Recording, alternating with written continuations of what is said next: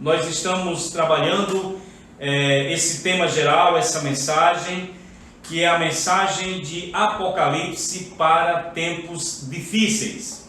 E nós já trabalhamos aqui 3 mensagens nesse foco, com esse viés. E nessa manhã nós vamos refletir juntos sobre o capítulo 6 de Apocalipse, do versículo de número 12 até o versículo de número 17.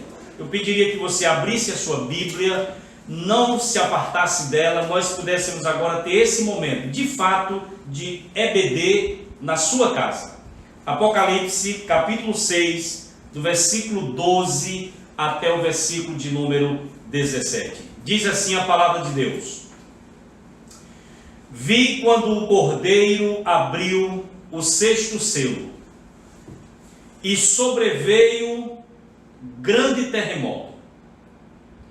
O sol se tornou negro como saco de crina, a lua toda como sangue.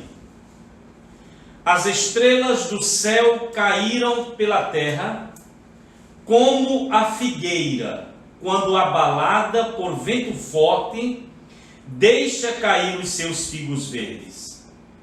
E o céu recolheu-se como um pergaminho, quando se enrola.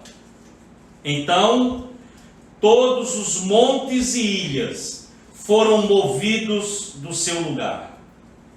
Os reis da terra, os grandes, os comandantes, os ricos, os poderosos e todo escravo e todo livre se esconderam nas cavernas e nos penhascos dos montes, e disseram aos montes e aos rochedos: Caí sobre nós, e escondei-nos da face daquele que se assenta no trono e da ira do Cordeiro, porque chegou o grande dia da ira deles, e quem é que pode suster-se?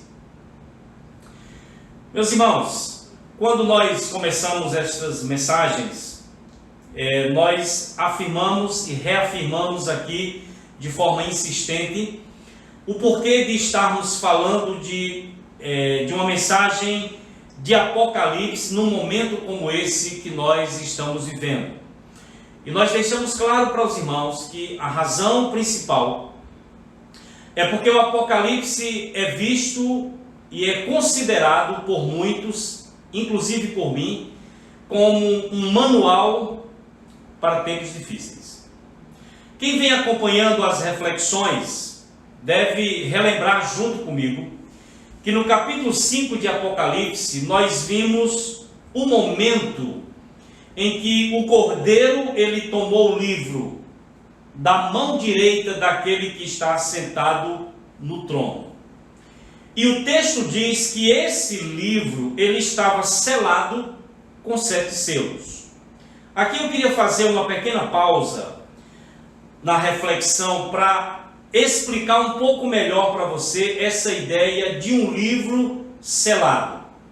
Primeira coisa que eu gostaria de lhe explicar é que quando a Bíblia aqui nesse texto está falando de livro, nós que vivemos em nossos dias, o que vem à nossa mente é algo mais ou menos parecido com isso aqui, um livro encadernado, certo? Mas nós precisamos lembrar o seguinte: esse livro selado com 7 selos não tinha esse formato. Por quê? Porque no primeiro século ainda não existiam livros com esse formato. Então, quando você lê aí nesse texto que o livro estava selado com 7 selos, o que você precisa ter em mente é algo parecido, semelhante a isso aqui, só que feito de um outro material chamado papiro.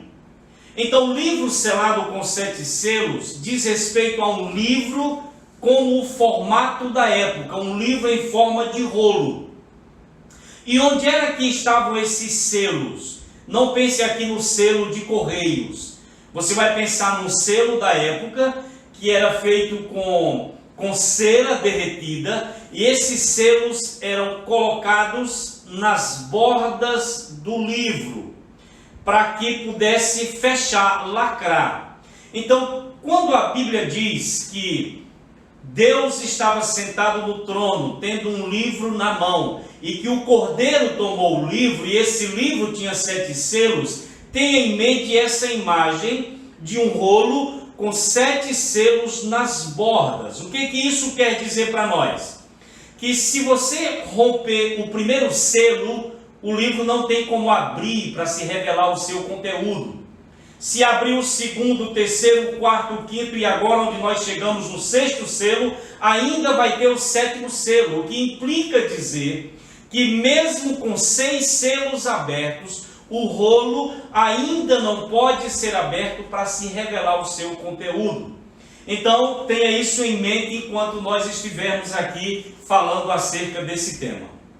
Meus irmãos, voltando aqui para a nossa reflexão, esse livro, selado com 7 selos, mostra que o conteúdo do livro, o que no livro estava escrito, as coisas que estavam nesse livro, simplesmente estavam completamente inacessíveis aos homens, ou seja, homem nenhum tem acesso ou teria acesso a um livro selado com 7 selos. Mas também nós mostramos no capítulo 5 que o cordeiro que foi morto, por causa da sua morte sacrificial e por causa da obra perfeita na cruz do Calvário, esse cordeiro era o único apto, capaz, habilitado, digno de romper cada um dos selos, abrir o livro, revelar o seu conteúdo e fazer acontecer na história tudo quanto nele está escrito. Mas nós chegamos no capítulo 6, e nós mostramos no capítulo 6 o momento em que o cordeiro ele começa a abrir cada um dos selos. Quando ele abriu o primeiro selo, nós vimos que entrou no palco da história um cavalo branco e o seu cavaleiro, que nós estamos aqui defendendo, que diz respeito à propagação, à proclamação e ao avanço do Evangelho no mundo. Mas o texto diz que quando o cordeiro abriu o segundo selo, entrou no palco da história um cavalo vermelho e o seu cavaleiro, que é símbolo de guerras e conflitos entre nações. Quando o cordeiro abriu o terceiro selo, entrou no palco da história um cavalo preto e o seu cavaleiro, que diz respeito à fome e à escassez de alimento. Quando o cordeiro abriu o quarto selo, entrou no palco da história um cavalo amarelo e o seu cavaleiro, que é símbolo da morte de maneira geral, ou seja, morte por meio da fome, por meio da guerra, por meio de violência, por meio de pestilências ou enfermidades e por meio de animais selvagens. E quando o cordeiro abriu o quinto selo, João disse que viu debaixo do altar as almas dos mártires, ou seja, as almas daqueles que haviam sido mortos por causa da palavra de Deus e por causa do testemunho que deram. Ou seja, o quinto selo diz respeito aos cristãos que morreram por sua fé ao longo da história. Agora, até aqui, que foi onde nós vimos, até aqui, qual foi a mensagem para a igreja? Qual foi a mensagem para a igreja do primeiro século e qual foi a mensagem para nós, igreja, hoje, vivendo no século 21? A mensagem que nós destacamos aqui é que nenhum cavalo ele entra no palco da história sem que o cordeiro autorize. A mensagem que nós destacamos aqui é que o cordeiro é aquele que exerce o domínio, a autoridade sobre os processos históricos, sejam eles bons ou ruins, sejam positivos ou negativos, sejam processos abençoadores ou trágicos. o texto está dizendo que o Cordeiro tem esse controle. Mas agora, nós chegamos no sexto selo, que foi o texto que nós lemos hoje. Em primeiro lugar, a abertura cósmica. Você deve prestar atenção, por favor, do versículo 12 até o versículo de número 14. Nós temos exatamente a descrição vívida desta catástrofe. Claro que essa é uma linguagem muito utilizada no Antigo Testamento, especialmente por Isaías, por Joel. É uma linguagem utilizada por Jesus em Mateus 24, no sermão profético. Mas o que o texto mostra é que quando o Cordeiro abriu o sexto selo, sobreveio uma série de fenômenos em linguagem profética e apocalíptica. Esses fenômenos, irmãos, indicam o fim do mundo. O que o sexto selo traz retrata uma catástrofe real de caráter inconcebível para nós. Se você prestar atenção, do verso 12 até o 14, você vai ver que registra-se 6 acontecimentos catastróficos. O primeiro acontecimento é um grande terremoto. Quando o Cordeiro abre o sexto selo, o primeiro acontecimento é que ocorreu no palco da história um grande terremoto. Além do grande terremoto, você vai ver o escurecimento do sol. Depois você vai ver o avermelhamento da lua. Depois você vai ver uma descrição simbólica, obviamente, da queda das estrelas sobre a terra. E você vai ver também uma outra descrição simbólica do recolhimento do céu como um pergaminho. E por fim, como resultado desse grande terremoto, você vai ver a remoção dos montes e das ilhas como resultado desse grande terremoto, descrito logo no versículo de número 12. O que isso quer dizer para nós? Que o sexto selo, ou a abertura do sexto selo, nos conduz ao início do fim. A abertura do sexto selo nos conduz ao final da história. A abertura do sexto selo nos conduz, irmãos, ao início da manifestação da ira de Deus, do Deus entronizado e do Cordeiro. Essa é a primeira coisa que nós vemos aqui. Mas em segundo lugar, a partir do verso 15 ao 17, a abertura do sexto selo revela o desespero da humanidade face à manifestação da ira de Deus. Se você prestar atenção no verso 15, vai dizer que os reis da terra, que os grandes, que os comandantes, que os ricos, que os pobres, que os livres e que os escravos, todos começam a entrar em desespero. Ou seja, ao se depararem com tais fenômenos e acontecimentos catastróficos, a humanidade reconhecerá que é chegado o grande dia da ira de Deus e do Cordeiro. O texto mostra, irmãos, que homens de todas as classes e de todos os status sociais, homens desde as camadas mais altas da sociedade até as camadas mais baixas, entrarão em desespero e terror, e eles farão qualquer coisa para escapar da ira de Deus. O texto mostra que os homens tentarão se esconder nas cavernas e penhascos dos montes, e de uma maneira absurda, cheios de um pavor que a gente vai chamar aqui de pavor irracional, os homens se reportarão aos montes e aos rochedos, pedindo aos montes e rochedos: caiam sobre nós e nos escondam da face daquele que está sentado no trono e do Cordeiro. O que isso mostra? Que a humanidade em geral entrará em desespero e tentará, sem nenhum sucesso, fugir ou escapar da ira de Deus. Meus irmãos, Em nossos dias, a todo custo, estão querendo evitar esse tema que eu estou tratando aqui com vocês. A todo custo, estão querendo remover dos púlpitos a mensagem da ira de Deus. Quais as alegações para isso? Existem aqueles que alegam que não devemos falar sobre a ira de Deus, porque ira é um sentimento mesquinho que não combina com Deus de amor e que não combina com o Pai de nosso Senhor Jesus Cristo.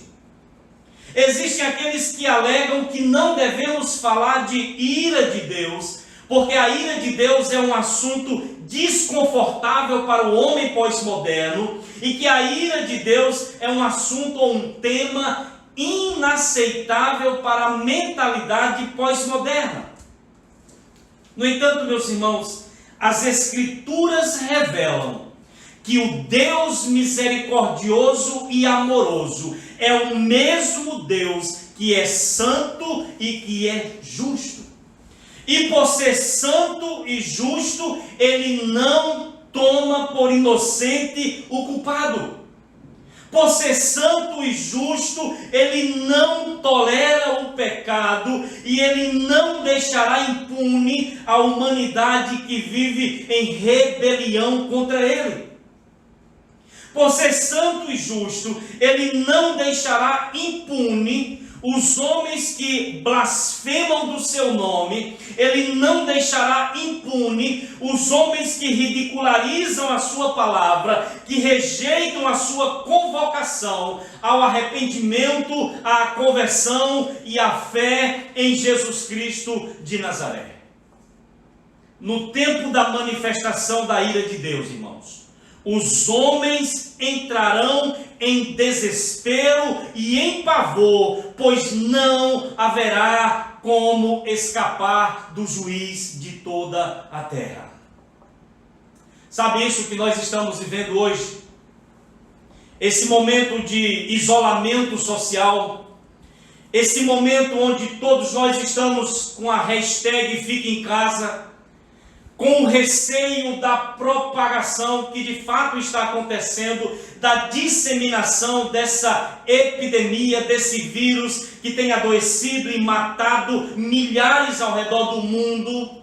Nós estamos em casa e a grande questão é o medo de que esse vírus venha matar muito mais pessoas do que já tem matado.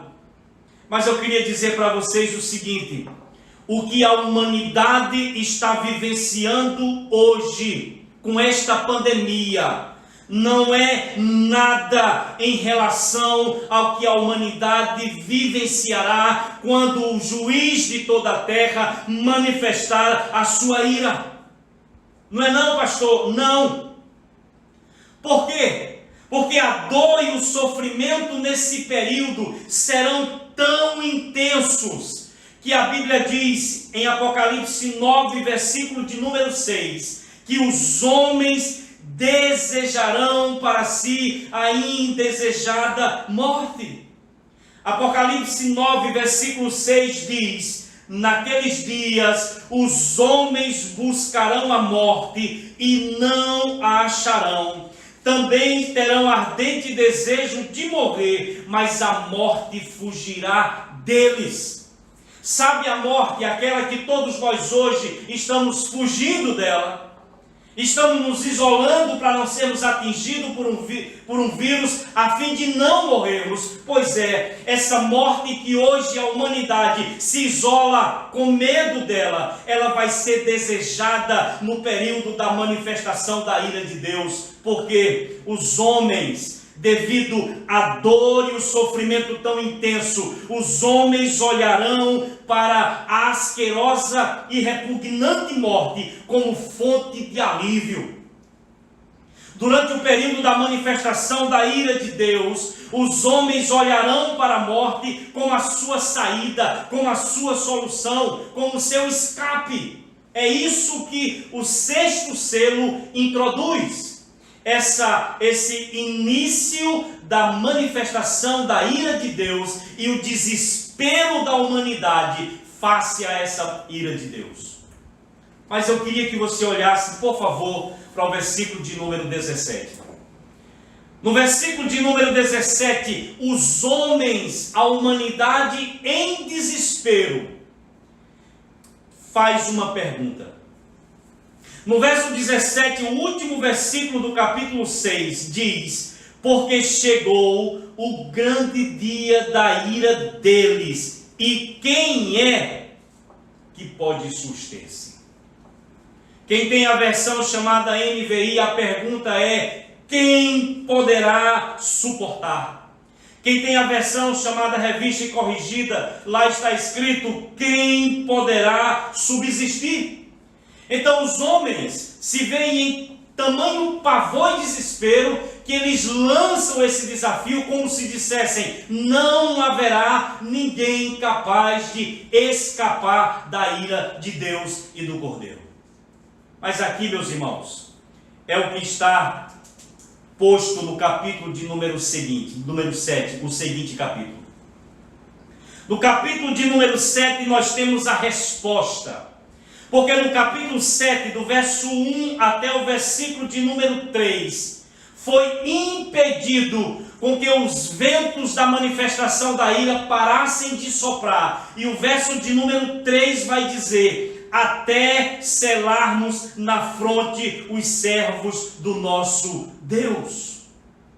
Ainda no capítulo 7, versículo 9, eu queria que você, por favor, acompanhasse. Vai dizer que depois destas coisas vi, e eis grande multidão que ninguém podia enumerar, de todas as nações, tribos, povos e línguas, que estava onde? Em pé, diante do trono e diante do Cordeiro, vestidos com vestiduras brancas, com folhas de palmeiras nas mãos, e clamavam em grande voz, dizendo: ao nosso Deus que se assenta no trono e ao Cordeiro pertence a salvação.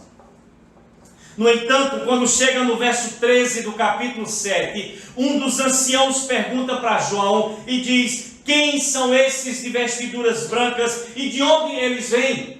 João disse: tu sabes, Senhor.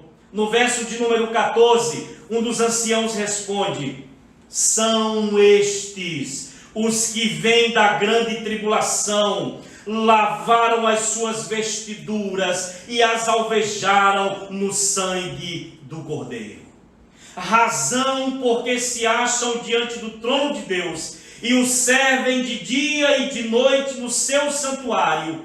E aquele que se assenta no trono estenderá sobre eles o seu tabernáculo. Jamais terão fome, nunca mais terão sede, não cairá sobre eles o sol, nem ardor algum. Porque o Cordeiro que se encontra no meio do trono os apacentará e os guiará para as fontes das águas da vida. E Deus lhes enxugará dos olhos toda a lágrima. Lembra da pergunta? A pergunta da humanidade em desespero foi: chegou o dia da ira, quem é que vai poder escapar? Sabe qual foi a resposta no capítulo 7? Não sofrerão a ira de Deus aqueles que são selados pelo selo do Deus vivo, porque é a marca, é o selo do Deus vivo no seu povo, que diz: esses me pertencem e a minha ira não é derramada sobre eles. Quem é que vai suster-se? Aqueles que simplesmente lavaram as suas vestes e as alvejaram no sangue do Cordeiro. Aqueles que foram alcançados pelo Cristo, aqueles que foram transformados pelo Cristo, aqueles que tiveram seus pecados perdoados pelo Cristo, esses não sofrerão a ira de Deus. Meus irmãos, para finalizar esta reflexão, qual a mensagem do capítulo 6? Nós estamos fechando aqui o capítulo 6. Qual a mensagem da abertura dos selos? O capítulo 6 no seu todo nos ensina que as guerras e os conflitos entre nações, que a escassez de alimento e a fome, que as mortes causadas por violência, por fome, doenças e animais selvagens. A abertura dos céus nos ensina que o martírio dos servos de Deus, que as catástrofes cósmicas e os terremotos de grandes proporções, nos ensina que os governantes e os poderosos da terra, que o derramar dos juízos de Deus sobre a humanidade rebelde estão sob o mais perfeito controle do Senhor do universo, do Deus entronizado e do seu Cristo. Portanto, meus queridos irmãos, como igreja, nesses tempos difíceis, nós somos desafiados a descansar nessa verdade e encontrar nessa verdade segurança, esperança, coragem, ânimo para prosseguirmos em nossa jornada como peregrinos e como forasteiros desta terra, sabendo de que somos selados pelo nosso Deus e que fomos lavados pelo sangue do Cordeiro.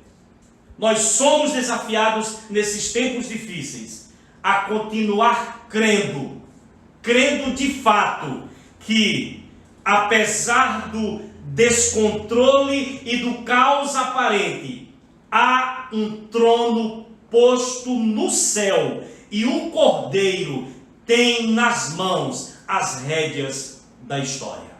Essa é a mensagem de Apocalipse para tempos difíceis. Vamos, meus queridos irmãos, nos encorajar. Vamos sermos motivados e incentivados na nossa fé a continuar e a prosseguir, apesar de que o mundo está em todo esse aperreio, em toda essa agonia, em todo esse desespero e pavor. Nós jamais podemos enveredar por esse caminho, porque o Deus que nós servimos é o Deus entronizado, que está no seu trono, no centro do universo, e Ele conduz todas as coisas. Jamais devemos entrar em desespero. Por quê? Porque o Cordeiro que foi morto, Ele tem um livro nas mãos e Ele abre cada um dos selos. Então, nesta manhã, eu gostaria de convidar você que está aí na sua casa, para nós termos um momento de oração. Nós vamos orar. E eu ainda vou fazer um pouquinho mais. Eu não sei como você está aí. Se você está sentado no sofá, se você está sentado numa mesa, sentado na sua cama, no seu quarto, eu não sei como você está. Mas eu gostaria de convidar você a orar junto comigo. Eu aqui não vou poder fazer devido à altura da câmera, mas você aí pode. Eu gostaria que você, que está nas devidas condições, pudesse se ajoelhar. E nós vamos, nesta manhã, levantar um clamor pelo nosso país e pela nossa nação. Irmãos, as previsões dos especialistas em medicina, especialistas em epidemias, as previsões até mesmo dos especialistas em economia, é que as coisas do nosso país tendem a piorar e que este período, até o dia 20, é o período do grande pico dessa pandemia em nosso país. Mas eu gostaria de desafiar você a, ajoelhado diante do Senhor e Criador, diante daquele que está sentado no trono, eu quero te desafiar a nós orarmos e pedirmos: Senhor, Tu podes sustar essa pandemia. Tu podes achatar essa curva, que a previsão é que ela vai subir, mas Tu podes fazê-la retroceder, porque Tu és o Senhor da história. Então vamos orar nesse momento, vamos clamar juntos em nome de Jesus. Pai, nós estamos aqui nesta manhã diante da Tua presença. Os meus irmãos e irmãs estão lá nas suas casas também, clamando junto comigo. Tu sabes, ó Deus, quais são as previsões para esta nação. As previsões são as piores possíveis. As previsões é que a contaminação vai aumentar e que o número de mortes vai crescer. Essas são as previsões. Mas nós estamos orando, estamos clamando como igreja, como povo, àquele que está assentado no trono, aquele que governa todas as coisas. E nós queremos te pedir que a mão do Todo-Poderoso se estenda para essa nação, para fazer um grande milagre. Deus, tu podes fazer esse vírus retroceder, tu podes frustrar as previsões e os prognósticos obscuros sobre essa nação. Tu podes fazer um milagre, tu podes sustar a praga, tu podes intervir como Deus que tu és, ó Deus, e livrar esta nação de um sofrimento maior. Nós clamamos ao Senhor, clamamos como igreja, clamamos como filhos, clamamos como servos, clamamos como pessoas que dependem inteiramente do Senhor. Olha para as famílias que estão sofrendo nesse momento, que sofreram perdas, outros que estão vivendo momentos de dificuldade financeira e o pão, o alimento não tem chegado por alguma razão suficiente na sua mesa. Nós queremos pedir ao Deus de toda provisão, faça um milagre, o milagre da provisão para a vida dos teus servos e das tuas servas. Oramos pelas autoridades do nosso país. Oramos pelo presidente da República, oramos pelos deputados, oramos pelos senadores, oramos pelos ministros, ó Deus, para que o Senhor use de misericórdia e intervenha na mente e no coração desses homens, para que eles possam tomar as melhores decisões para a vida desta nação. Pai, esse é o clamor da tua igreja, esse é o nosso clamor nesta manhã, em nome do Senhor Jesus. Amém e amém. Que Deus em Cristo abençoe a sua vida.